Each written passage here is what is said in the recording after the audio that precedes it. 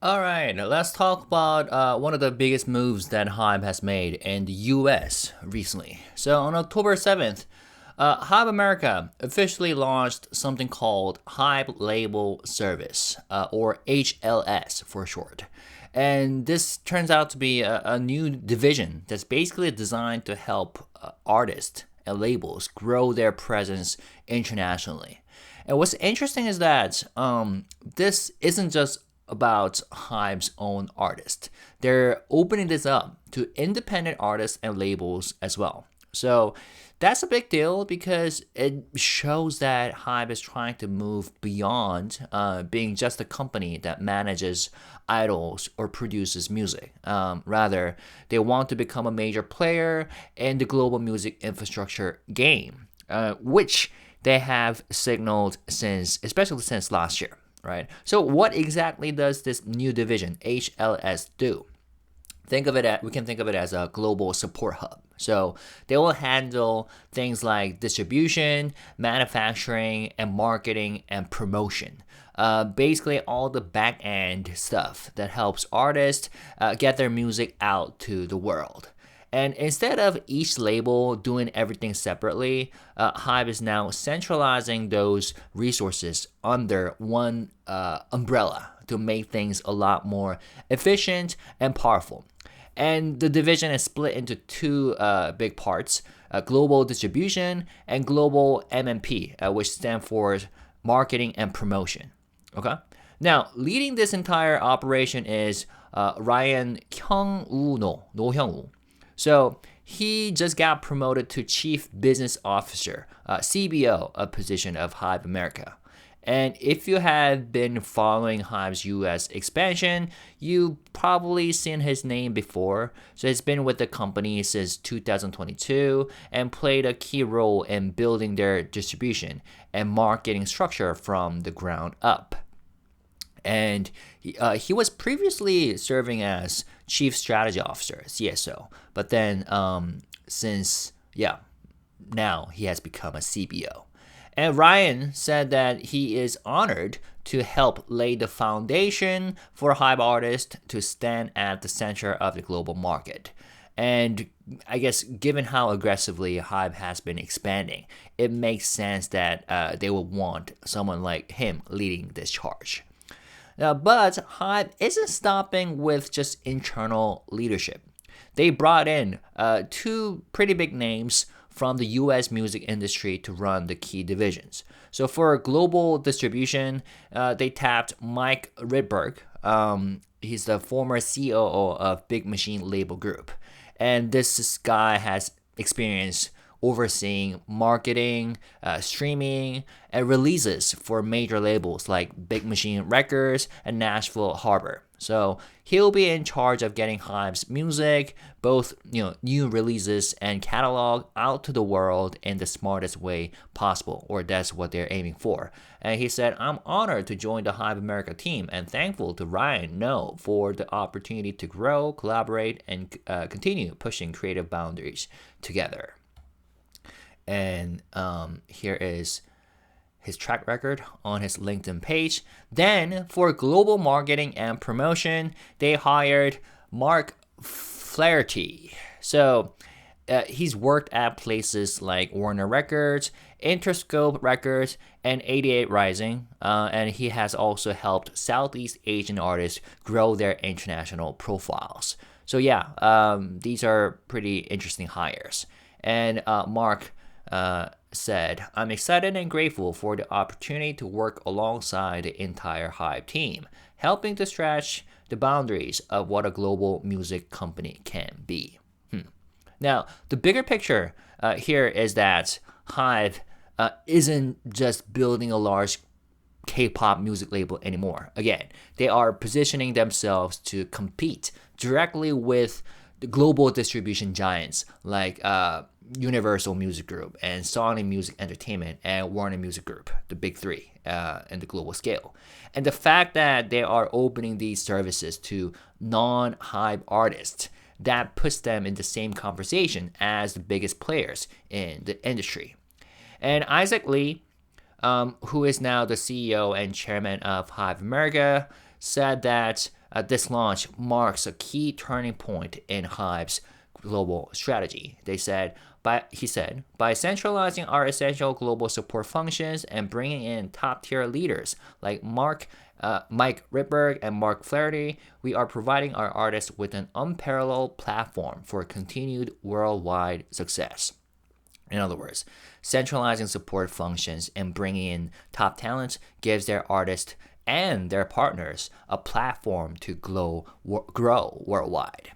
And speaking of Isaac Lee, this is what he looks like. Recently, Hive got some major recognition in the Latin music space as well. So Isaac Lee, again, the chairman and CEO of Hive America, and Hyun, the CEO of Hive Latin America, were just named on the Billboard Latin Power Players 2025 list. And this list is put together by Billboard, and it highlights the most influential figures shaping the Latin music industry, like from labels and distributors to publishers and multi-sector leaders. Yeah, the category is music groups, labels, multi-sector management, streaming, publishing, live agencies, media, finance, associations, and rights organizations. And HYBE is the only Korean entertainment company whose executives made the list this year. So that's pretty cool. And Billboard pointed to HYBE Latin America's launch as a decisive step in developing the Latin music scene. But they're not just talking about expansion for the sake of profit. Isaac Lee and Hyun made it clear that this was a strategic investment to nurture Latin creativity as part of the global cultural landscape. And one of the biggest examples of this strategy is, of course, the reality series SANTOS BRAVOS. So if you haven't heard of it yet, it's a survival show, audition show, currently airing on YouTube, Spotify, and the US streaming services like VIX. And the goal is to form a next-generation Latin boy group under HYBE Latin America. And October 21st, as we have recently discussed, that group, also called SANTOS BRAVOS, will officially debut with the live concert and the reveal of the final lineup and debut track. And I'm pretty excited about that. Isaac Lee described the show as a boot camp for the future of Latin pop stars, combining music, mentorship, storytelling, and fandom culture in a single program. And Hyun added that the biggest challenge for Latin music right now isn't popularity, it's infrastructure. So the scene has explosive global potential, but there hasn't been a strong long-term system to sustain that growth from his perspective. And that's exactly what HYBE Latin America is trying to build. Not just, importing K-pop strategies, but creating a localized, high-level ecosystem with top talent, storytelling, and fan engagement at its core, right? And that really connects back to the HLS story, how we began this video with, HYBE Label Service. HYBE isn't just launching services in the US and calling it a day. They're clearly rolling out a coordinated global infrastructure strategy, from the US distribution network to localized talent development in Latin America. So they're building what you could call a multi-region, multi-genre platform where their marketing, distribution, and artist development work hand in hand. And if they succeed, this could make HYBE one of the few non-American or non-European companies with real influence in how global pop music moves. So, yes, before moving on to the next section, I want to briefly read over how this article or this list starts with. So Latin music's upward trajectory has continued in the past 12 months, with this galloping streaming growth distributing to the global expansion of Latin touring. Again, this list was put together by Billboard, and this was written by Billboard as well. Despite a crackdown on immigration in the United States, consumption of Spanish language music continues to grow. Interesting how they started this with such phrase, despite a crackdown on immigration in the United States. Kind of sounds political. Anyways, consumption of Spanish language music continues to grow. For the first half of the year, Latin remained the number 5 core genre in the United States, according to Luminate, only slightly behind country music. Beyond the United States, Latin music soared. Mexico and Brazil are in the top 5 of Luminate's global top 10, ranked by overall streaming. The two countries also appear on IFPI's top 10 ranking, with Mexico edging out Australia to land at number 10. And then there's touring. Shakira alone has grossed $323.4 million and sold 2.5 million tickets over 63 shows in 2025 so far, placing her at number 2 on Billboard Box Score's mid-year recap. And while he has yet to embark on his upcoming global stadium tour, Bad Bunny set a record when he sold 2.6 million tickets for it in the 2 weeks following the track's announcement, a figure that doesn't include the numbers from his recently concluded Puerto Rico residency. Interesting. For those of you who don't know, Bad Bunny. Here it is. And then Shakira. Here it is. So let's go back. And come February, Bad Bunny will headline the Super Bowl halftime show, reaffirming Latin music cloud today. Wow. Hold up. Bad Bunny, Super Bowl. Super Bowl is coming already? Time flies. Man, time flies. It just seems like yesterday when we, when I enjoyed Kendrick Lamar's Super Bowl halftime show. And that led to many funny memes, including J-Hope doing his TikTok challenges and videos with Kendrick's music. Wow, time flies. Anyways, continuing on. Firmly entrenched in the collective consciousness of both the United States and the world, the music's ubiquitousness is now the norm. This, despite the fact that new immigration and visa policies, as well as federal law enforcement raids targeting Latin immigrants, are affecting how the music industry conducts business. Interesting. I've never thought of it this way. Also front and center, the growing challenge of promoting, marketing, and ultimately developing artists for the long term in an increasingly crowded environment. These achievements, challenges, and solutions are represented on Billboard's 2025 Latin Power Players list. A diverse group of US-based executives who are driving the business forward in revolutionary ways and expanding what was once a niche market into international stardom. It's a proud moment for our music by Lila Kobo. And yeah, if you go to this website, you can click on like these different categories to read over who were selected, like music group, and here are the labels, multi-sector, management, streaming, publishing, live, and then agencies, I forgot, media, and then there's also a category called finance, association, and rights organization.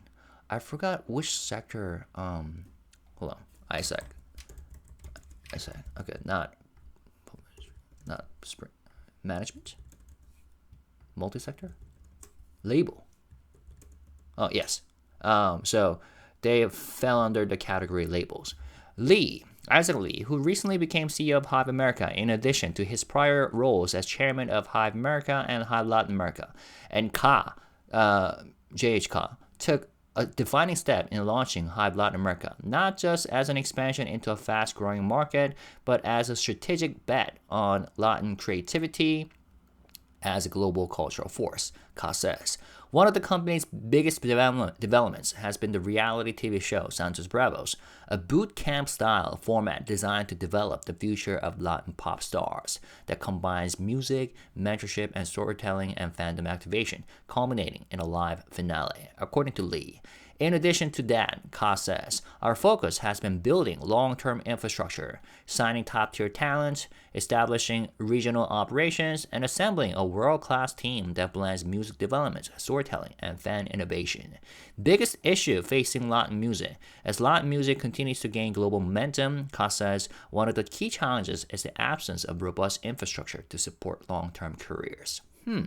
Let me know your thoughts about this. We're always free to discuss. And, one of the things that I enjoy with managing my channel is that I get to learn alongside you, So if I have time, I will look deeper into the industry, Latin music industry. Okay, now, so basically, Hive is setting up a global ecosystem, right? And with moves like this, there's a ripple effect inside the company too, because a lot of new teams, new projects, and naturally new roles are opening up. And speaking of which, Hive has been posting quite a few job openings lately. And interestingly, some of them tie directly into everything we just talked about. So for example, there are positions under HYBE Label Service, literally, which is a new division, leading this global distribution push. And one of the roles is in music distribution support. 음반, 음원, 유통 지원. Okay, all of these you can check on Hive's official website under the menu Find Jobs, and then you can see job opening. Right, all the job openings under Hive labels.